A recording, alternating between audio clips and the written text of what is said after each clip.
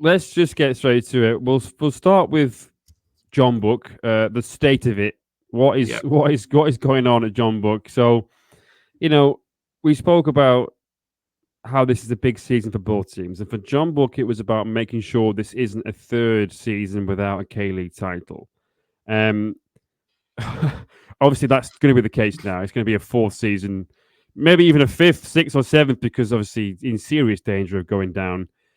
I can't help but wonder what would have happened. Well, first of all, what's happened? What on earth has happened? And also, what would have happened, do you think, if Jeonbuk had have appointed Kim Do-hyun this time last year instead of Dan Petrescu?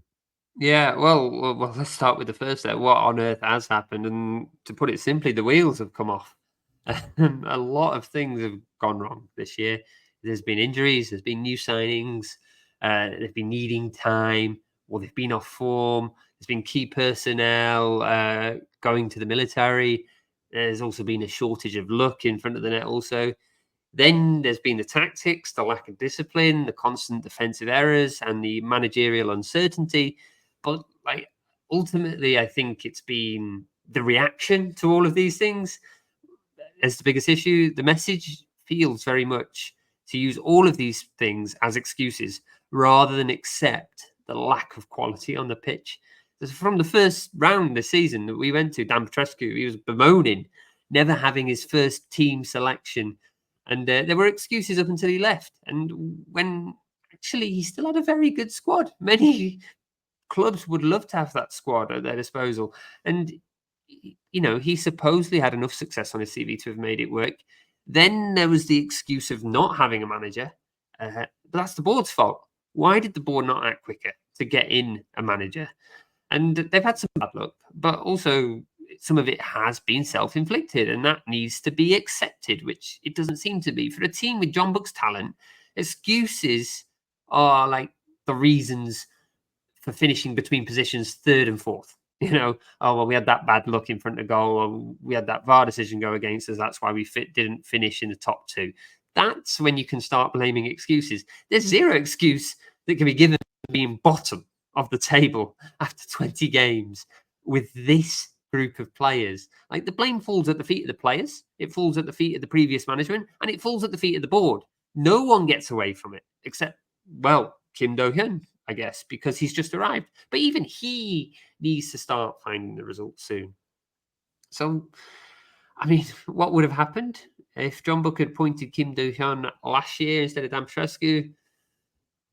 Probably a similar finish to last season. I think perhaps third at best. Maybe they would have had a more competitive FA Cup final, but I still think Pohang were better placed to take it overall.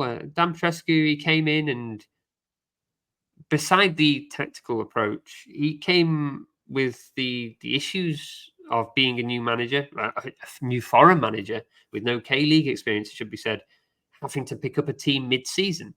So those kind of logistical issues took time. If you'd kept Kim Do-hyun in, although he was a bit of an unknown quantity and he was only ever going to be a caretaker at that point, he would have probably been able to keep a bit more of the momentum going to make them finish a little bit higher. Probably would have been able to ride that new managerial bounce.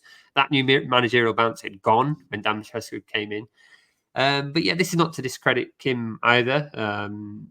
He was unknown managerially speaking last year, so I feel like the board were acting correctly in replacing him with Dan Petrescu, or a qualified manager. I just don't think Dan Petrescu was the right fit. And I've said that before. So yeah, I don't know. Can they get out of this mess? Well, we'll talk about that, I guess, in a bit. Yeah. And I've just realised as well, you mentioned third and fourth place. The fourth place finish that you got means that you're in ACL 2, and that's more games to be worrying about when you could still well be in a relegation battle. You don't want to be having to travel to Vietnam, whatever, on a Wednesday and then back into Korea again on a Sunday, and you're playing against, I don't know, Incheon away or something. I don't, it's just, anyway. So obviously we know that obviously Kim Do-hyun is in charge. He's had, I think, 7 games in total, 6 in the league. It's not gone well, has it? Let's be honest with you. He hasn't had that new manager bounce that he had as a caretaker a year ago. obviously, as you just mentioned, Matthew, there was a lot of dithering involved by the board in appointing him. I mean, the fact that it took them so long, I think it. I mean, okay, there must have been some kind of issues with getting him out of his team in China because he was the assistant, or was he assistant to Sojong Won? Is that who he's assistant to? Who was? Yeah, I Anyway, believe so, so there yeah. must have been some sort of issues with getting him out of his contract there. But the fact that it took so long suggests to me that he was never really their first choice. Is he the right man for the job? I think if he'd been brought back swiftly, and like you said, there was probably some logistical issues about ending his contract, but I still think there was no reason why he couldn't have been brought back right away. Um, the board did it, like you said, and but what was worse is they allowed reports to leak to the press that they were waiting for a foreign manager before then going for him or going back for him. So if those reports are to be believed, then Kim himself must feel like a second choice here. He must feel like the board didn't actually really want him. He's a last resort because they had to make a decision. And, there are a lot of reports about the talent he possesses or the knowledge he shows as a manager. But I think the situation he is in now is an unusual one. And he's going to have to work twice as hard to prove himself here because he's helming one of the strongest squads in the division, strongest squads in Asia, and certainly the wealthiest in K League. But he's has them at their absolute worst. So not only is he expected to find the potential in a group of players who come with egos, competitiveness, the winning mentality, the expectations, uh, but he also needs to help them face reality because he needs to help. He needs them to understand the situation they're in. He needs to help the club understand the situation in and the fan base.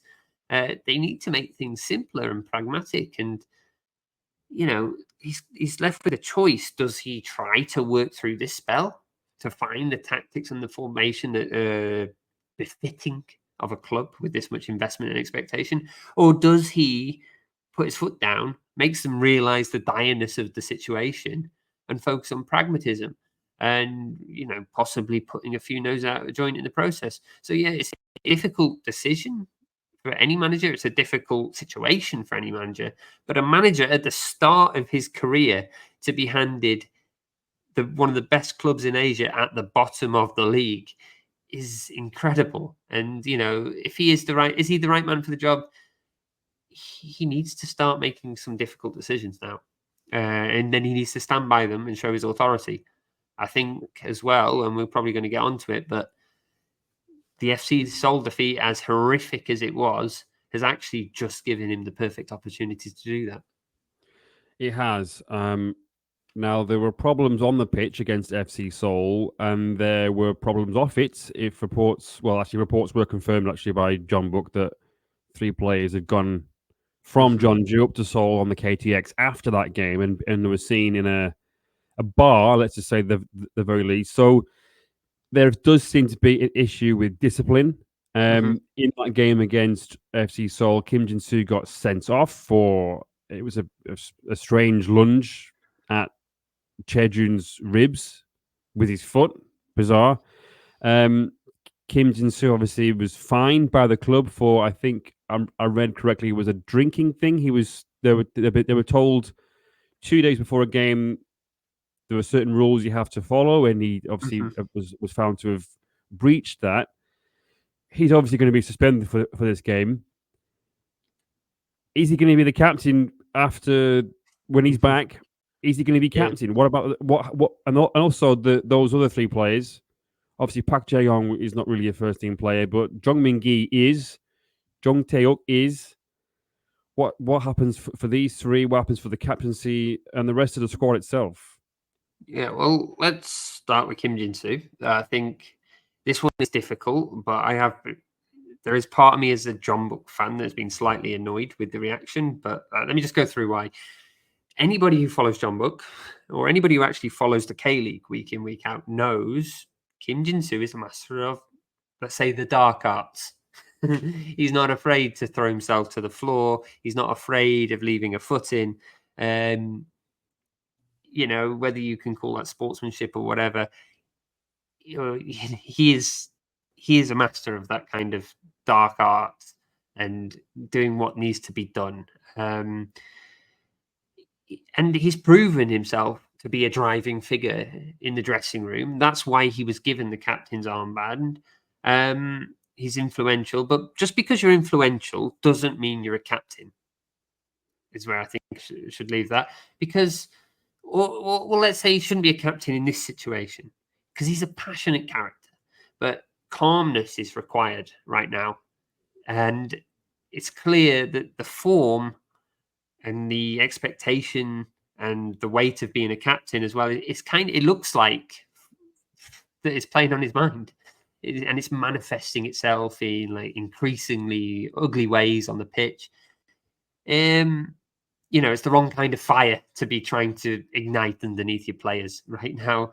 Now, onto these incidents themselves, and I say incidents because there's been a few this season.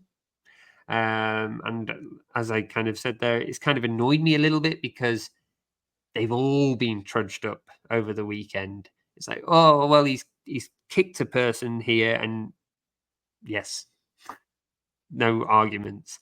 Fully deserved red, fully deserved sending off, horrific challenge.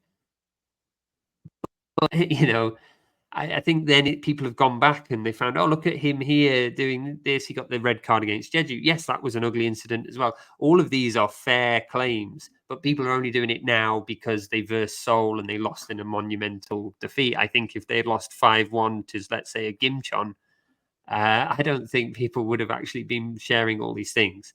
So, okay, let's say then it's put the spotlight on him. There has also been clips of him going around showing him arguing, grabbing the shirts of his fellow players, like the younger players, and telling them off and things. And I think it's all just got too much for him. But to the incident itself on Saturday, yeah, he was lucky not to hurt anybody. That's the only luckiness he's got. It was a karate kick on Chaejun, deserves to be disciplined. And if there's further discipline required, then he should accept it. And in terms of being disciplined by the club for his drinking in the week, well, yeah, there's nothing illegal in that, but it's a breach of a club rule. He's supposed to be setting the standard.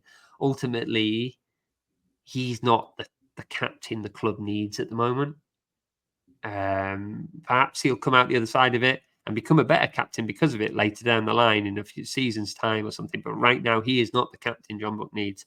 Then, yeah, like as you said, there's the report of the three players, Dong Min Ki, De Jong, Dong Taeuk, I should say there as well. Park De Jong, just when we talk about signings that haven't worked out, well, yeah, that's another one that hasn't really paid dividends. But yeah, they went up to Seoul reportedly post game, hit the town. So I'm also not a fan of the way these things play out, because I do believe a player should be able to cut loose after a 5-1 defeat. I mean, I think I'd be tempted for a few cans if I was on the back end of a 5-1 defeat to my rivals. But they are also paid extortionate amounts, funded by fans who shell out for tickets, shirts, merchandise, transport, etc., etc. It's a question of timing and taste, And if you want to get drunk, just do what Kim Jin-soo did and do it at home. You know what I mean? Just like, first of all, can I just say that Kim Jin-soo thing? I don't know, why was that made public knowledge? I have no idea why that was ever leaked or whatever. That was ridiculous. But yeah, with those three players going out, just pick your moments, lads. For goodness sake, I agree they deserve to have a private life and be able to be, let their hair down and stuff. But you've just been pumped 5-1, and you're getting a train up to. It's not an easy journey to go from Jeonju World Cup Stadium to the train station. That's far enough as it is. It's very deliberate. It's not like, oh, we've had a couple of drinks, we've gone out in Mad Hungry, which is no longer there in Jeonju, by the way. Rest in peace, Mad Hungry. But it's not like they've had a couple of extra drinks and ended up in Book Day on a night out. They've gone out their way to leave the stadium early, get on a KTX, and get up to Seoul in time. So it's like, baffling. Kim Do-hyun ultimately now has to make a decision. Because he needs to show his authority as a manager. But this is an ideal opportunity for him. I think he couldn't have asked for such a damaging defeat to show who the players he can trust are. And I Yeah. think he should use this and ring in as many changes as he wants here. You know, he probably doesn't want to ring in some of those changes, but he could get the players on side. He could get the fans on side. This could be a big win off the pitch for Kim Do-hyun. And yeah, I think if he can exercise that authority here and stand by it, then he could really get the dressing room behind him. He could get the club behind him. Yeah. We spoke about Jeonbuk's survival chances before the Seoul game in the week, I think it was. And you were pretty not confident, but you were fairly sure that you think Jeonbuk were going to eventually get out of it. But that was before the 5-1 defeat. Mm-hmm. Can they get out of it? And I think most people will probably be thinking similar to how we do, is that, well, Jeonbuk are too big to go down. It would eclipse what happened to Busan and Suwon Blue Wings because obviously they've won more league titles, far more. Mm-hmm. But the 5-1 loss and the manner of the defeat to me suggests that this actually could happen. This really could happen. So can they get out of it? Do you think? They should be too big to go, but I think history has shown that relegation spares no one. It'd be quite the achievement, I think, for Jeonbuk to be relegated. I think it'd be a harder achievement than winning the K League. Actually, with this group of players, they need experience. I think in there, they do have experience in their ranks, but their experience is mostly for winning titles. I was going through that squad and I was thinking, well, which players in here have actually had to scrap for survival? And you are left scratching your head because they are all players who were the best players at their previous clubs, or they were players in title chasing clubs, or they were players who'd gone to Europe. So they are lacking that knowledge, that tacit knowledge of, it's do or die, lads, but not in the Champions League semi-final. We've got to throw ourselves at this kind of thing, but more of a, oh no, we've got a 6-pointer with Daejeon at the weekend. We need to make sure we win it. That's a different kind of mentality that's needed. And I think it plays with the mind, this kind of thing. It tests the temperament. We're seeing it with those on-field frustrations with Kim Jin-soo. And I think signing Han Kuk-young, I think that's a solid signing. That's a really good signing because he has the experience. He demands respect. And I think he's fought this fight before. So is Lee Young Jae, who they signed from Suwon FC. He's slightly younger, but he has fought this fight before. I think you've got that. If you put those two in the center of the pitch, you've got a commanding presence there. And I think they just need to be more simplistic in their formation, or their philosophy rather. And they just need to get the basics sorted. They need to keep a clean sheet. They just can't do that. They need to keep a clean sheet and go from there. They will find goals at the other end. There's too much talent in this squad to have a goal drought. Even Thiago's finding the net these days. They haven't stopped creating, but they have become easy to beat. And they can't see out games beyond 70 minutes. So they need to fix that. They need a backline they can trust. They need a backline that is disciplined, not just in the way they set up and the way they organize themselves, but in the way they tackle, in the way they don't get red cards and put their team under the bus. So, yeah, Jeonbuk will return to being Jeonbuk, but they need to realize there's a step in between.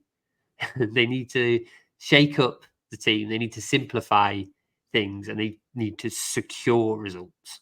And then I think, they should scrape themselves out of it. But yeah, their top half finish, even that's looking distant now. It has to be the reality of the situation. They're in a relegation fight to change that mentality.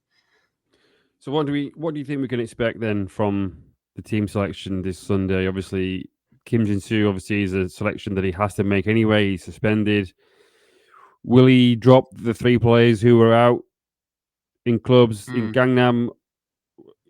Who comes in, do you think? I think you have to, as I mentioned, you've got the perfect excuse now to ring in the changes. So, you've got 5-1 loss, captains losing the cool, players going clubbing. You could destroy everything now and rebuild it however you want. You could argue any manager has that mandate, but it is hard. It is hard when you've got these kind of level of players to drop them. But now you can. I think Park Jin-seop, he's going to be back. So he should be immediately installed to play against his former club. He should replace Jong Tae-uk. That solves that problem. If I was ripping it all up, I would go for a 3-5-2. I'd put Hong Jong-ho. He was on the sub bench against Seoul, so clearly he's near fitness. Put Hong Jong-ho back in there.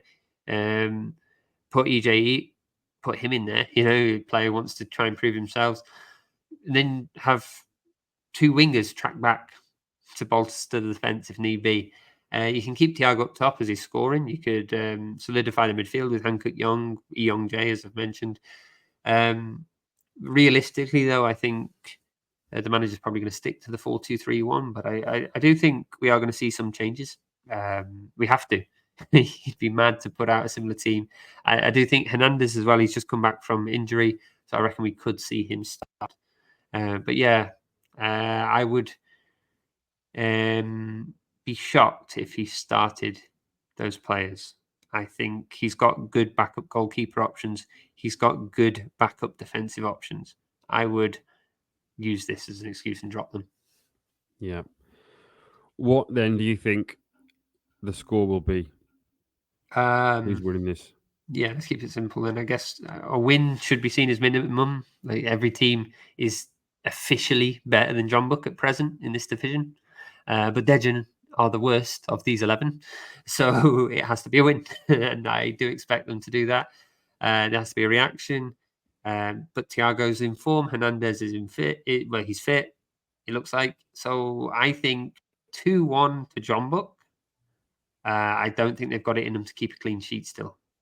But if they don't concede, then that's solid progress. But 2-1, and they'll scrape it through.